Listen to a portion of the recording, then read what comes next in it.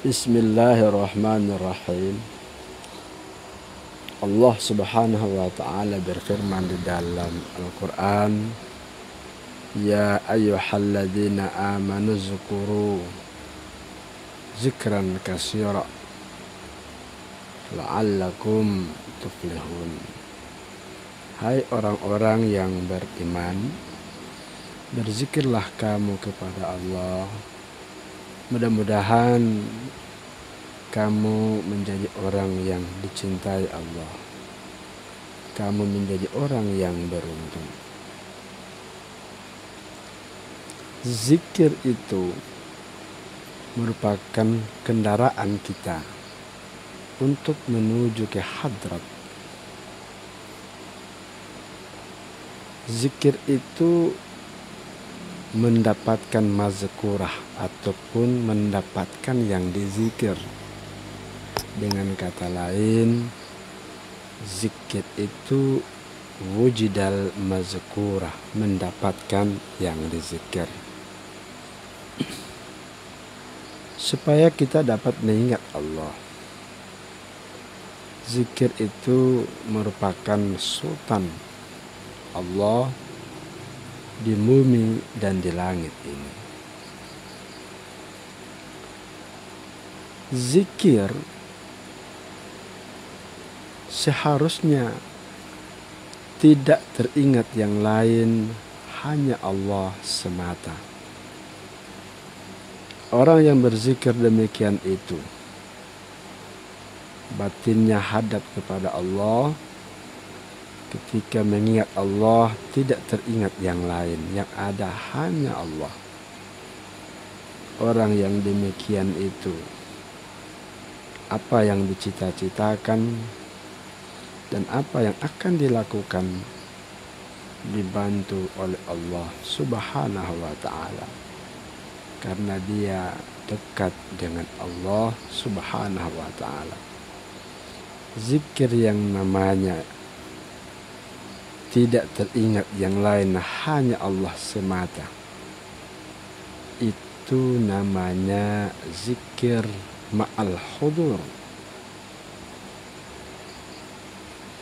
Kalau boleh kita tingkatkan lagi, bukan hanya zikir ma'al hudur, tetapi kalau dapat kita berzikir ma'al ghaibah, artinya dirinya hilang, fana di dalam berzikir. Orang yang demikian itu fana dalam berzikir, dirinya hilang di hadapan Allah. Zikir ma'al ghaibah.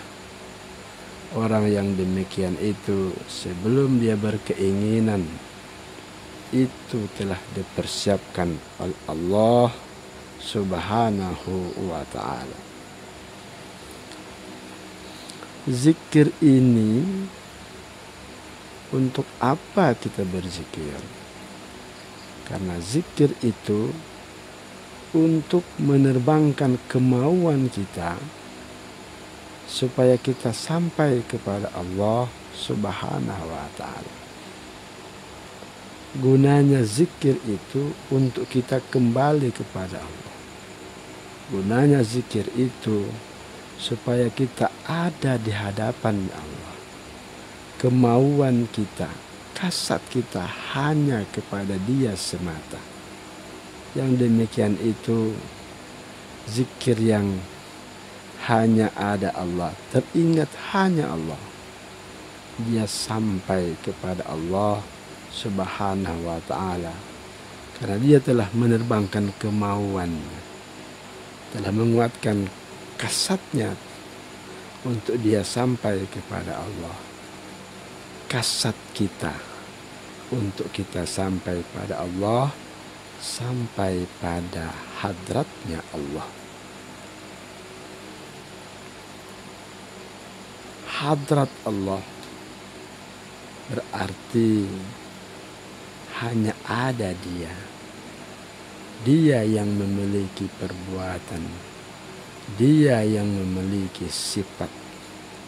Kemauan kita, perbuatan kita tidak terlihat, yang ada hanya Allah, maka dia sampai kepada itu, namanya sampai pada hadrat Allah Subhanahu wa ta'ala. Hadrat itu terbagi dua. Pertama, kita sampai kepada hadrat wahidiyah. Jadi pada waktu kita sampai kepada hadrat wahidiyah, hilang alam ini. Tajalli sifat Allah.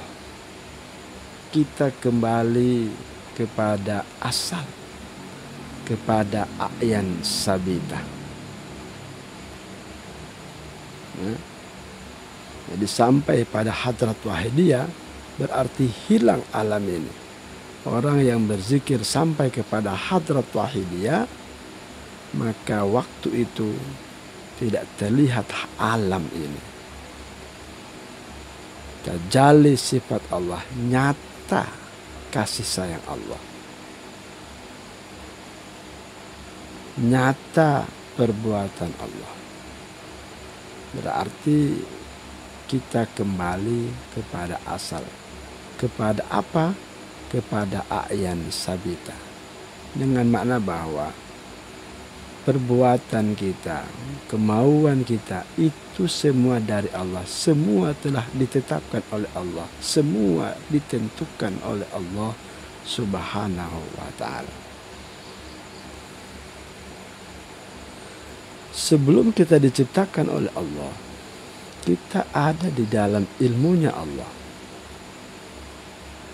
Pada waktu itu kita belum berwujud seperti ini.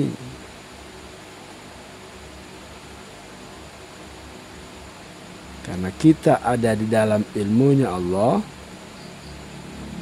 berarti yang ada hanya Allah. Nyata perbuatan, kemauan itu dari Allah Subhanahu wa ta'ala. Jadi tetap perbuatan itu di dalam ilmunya Allah.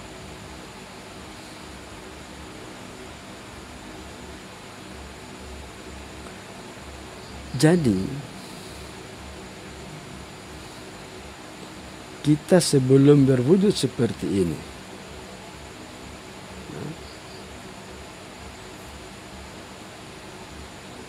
kemudian cahaya itu berzikir lagi. Jadi makna daripada cahaya itu berzikir lagi, bahwa apa yang ada pada ilmu Allah, ya,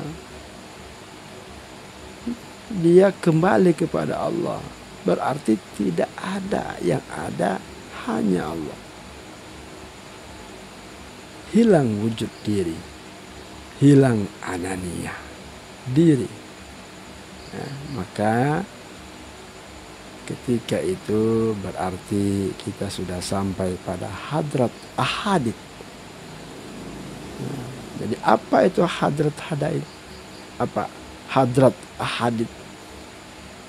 Makna hadrat ahadit itu tidak ada yang ada, hanya Allah semata.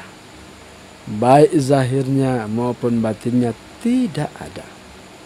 Yang ada hanya Allah.